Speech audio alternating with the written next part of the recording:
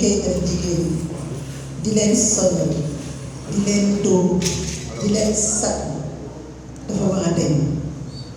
dafa war a deñ c'est kooku am si loo xam ne war nañ ko waxtaane wala war nañ ko discuter wala wax nañ ko xam naa ne waaw wante lii jigéen ji mooy def lii moo xëy na dafa saak déedéet kooku moom beneen problème nit dignité kenn du ko foy wér-gu yaramam ak leneen kenn du ko foy ma ne nag loolu dañ ko war a xeex continuer di ko xeex ba fa muy dem parce que nag li ñuy gis léegi mooy jigéen dafa mel ni punching ball la ku jóg dóor député bu nekk assemblée nga xam ne foofu la ñuy teg yenn yi ñuy def moo jógee si kii bi dafa tudd ci fu mu doon waxee ñëw ko foofu ndax dafa ne maa tey mu dóor ko bés kooku kan moo ko mën a nangu ci àddina lu tax nag laa wax moo di jigéen ñi nañ ko gisee ci société bi leneen la ndax kat ba léegi considéré wu ñu jigéen comme loo xam ne dañ ko war a respecté dañ ko war a sagal dañ ko war a yëngu considéré wuñ ko ci loolu la pourtant texte yaa ngi fi yëpp a ngi fi application texte yi nag du problème la parce que da ngay am cadre juridique texte yëpp am nañ ko c'est bu ñu leen appliqué woon fii ci Sénégal benn jigéen du sonn convention yu ñu mënta am ratifié nañ ko sans réserve maanaam moo di léegi appliqué rek ci des appliqué kese ci des amatul leneen parce que ñi ko signé xool nañ ko defe naa ne gëstu nañ ko ba wax ne dara gisuñu ci dara loo xam ne méngoowul ak suñu culture wala suñu environnement socio-culturel kon nag léegi appliqué ci des mais defuñu ko kooku nag beneen problème la boo xam ne war nañ ko waxaat bu ma waxee loolu ba pare dama ne kaawu Amy Ndiaye te honorable Amy Ndiaye dëgg la demuñu foofu pour seet que ndax am na yenn yoo xam ne bu si nit nekkee xëy na doo ko bañ a déranger wala boo ko dem de wante suñu bëgg-bëgg si lu ñu mën a def pour moom moo di lii ñu ko def ñu xeex ko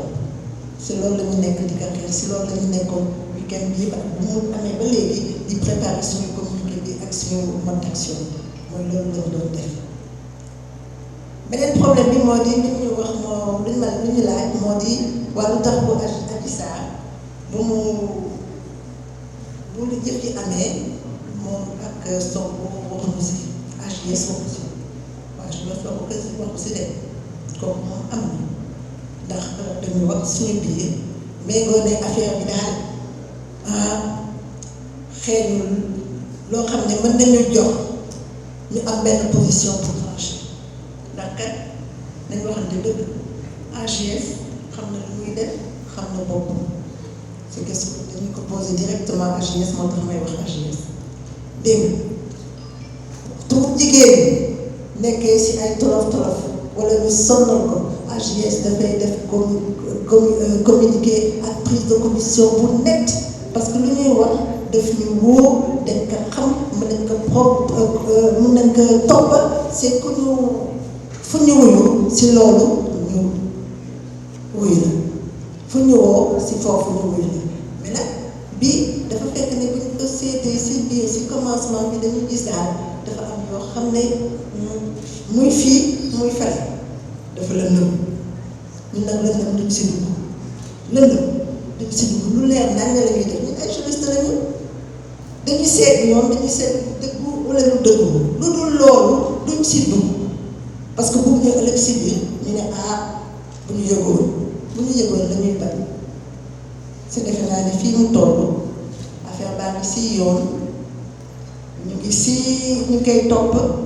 ñu ngi xaar lu yoon di wax léegi problème mu Adji Sarr dama bëgg a wax ne AGS def na ak moom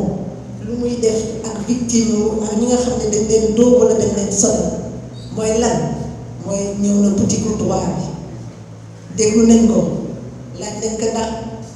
porté na plainte mu ne waaw laaj nañ ko ndax am na avocat mu ne waaw laaj nañ ko certes yëpp même certes mu ne waaw luñ ko laaj mu ne waaw lenn rek lañ ko laaj mu ne amu ko mooy soutien psychologique parce que ñun ñu ñuy topp dañ leen di yóbbu si psychologue ñu ne ko kon bàyyi fi sa coordonnée ñu ngi koy topp léegi seet kan mën la recevoir na nga ñibbi dellu si wala boo dellu see ñu yóbbu la foofu mu seet la gisatuñ ko topp nañ ko ba sonn téléphoné nañ ba sonn gisatuñ ko foofu la ñu yemale affaire bi moom léegi nag ñu ngi déglu loolu mooy problème.